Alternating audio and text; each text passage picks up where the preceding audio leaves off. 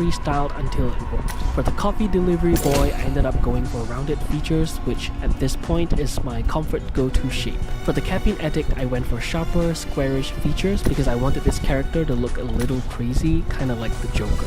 Then, I blocked out a vehicle based on the Vespa. I knew that I wanted to have a container of coffee in the back of the vehicle, so it made sense to have 2 rear wheels. I thought that I should have a cart linked to the back of the 3-wheel Vespa, but I scrapped that idea and decided to mount it onto the vehicle itself. At this stage, I'm only using primitives like cylinders, cubes, and very simple shapes to very quickly put together a modded Vespa. I played around with the idea of the Vespa transforming into a flying bike, but couldn't make sense of how that would work, so I ditched that idea and instead had it transform into some kind of dirt bike. And play responsibly.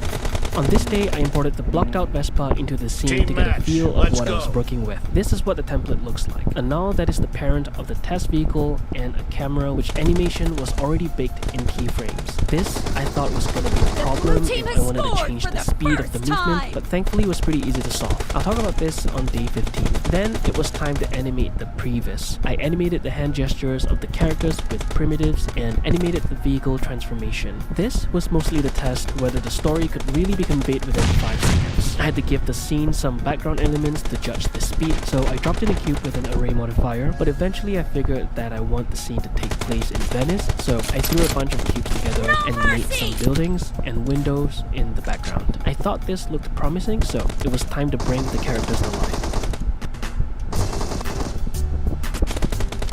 My process for character creation hasn't changed that much since my previous videos, so you can check them out if you want a more in-depth explanation, but I'll quickly talk about it here anyway. For characters with rounded features, I normally sculpt them to look like a bean. So from the front and the side, it should look like a bean. From the top, it should kind of look like an egg with protruding cheeks. I'm gonna use Joe's head here as a reference to show you what I'm thinking about when I'm sculpting heads. I'm no anatomy expert, but I always try to follow these guidelines for side profiles. Also, the brows are normally where the top of the ears are, and the nostrils are normally where the bottom of the ears are. Personally, I like to lower the ears just because they look cute that way, although we won't be making ears for our coffee delivery boy. So if I drew over the skull, it should look something like this. We can even exaggerate the bean shape a little by pushing the mouth out forward. Now I'm just gonna use the mask brush and mask the neck area, then use the grab brush to pull it out. Now normally I would use the clay brush to sculpt the placement of the eyes, but I'm gonna wing it and I'm just gonna sculpt in the eye sockets, and also I want to make sure that they're an eye distance apart. And now import tiny eye, so be sure to grab tiny eye 1.1.2, and now free on my Gumroad. Then scale it and move it around until it fits, then add a mirror modifier, then I'm gonna sculpt in the mouth, and then with the grab brush tool I'm gonna drag down the eyelids and crease brush to define it. Also, many of you have asked me about the matte cap that I used, and this is the one that I normally use. Now I'm gonna block out the helmet starting with a cube, then I'm gonna apply a subdiv modifier, extrude and reposition the edges until it kind of looks like a helmet, and then solidify. Now for the hair proxy, I'm gonna start with a path curve and then turn snap to face project and reposition the points until it kind of looks like a curly hair strand. And then under geometry and bevel, I'm gonna turn up the depth,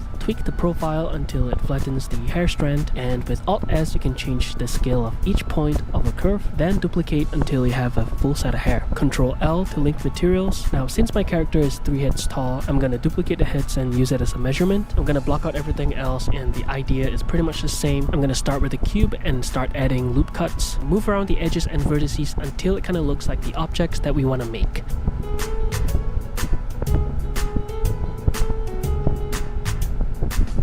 For the hands, same thing. We're gonna start with a cube. You could use your own hands as reference or look it up on Google, but this is how I observe a hand. Once again, I'm no anatomy expert, but you could break the hand down in these simple shapes. The palm and the middle finger should roughly be the same length, and you can break your fingers down into 2 segments. So from the knuckle to the first joint, and the first joint to the tip of the finger should be about the same length, and then you can divide the top portion into half. I'm going for 4 fingers because it's chunky. Okay, I'm just gonna block out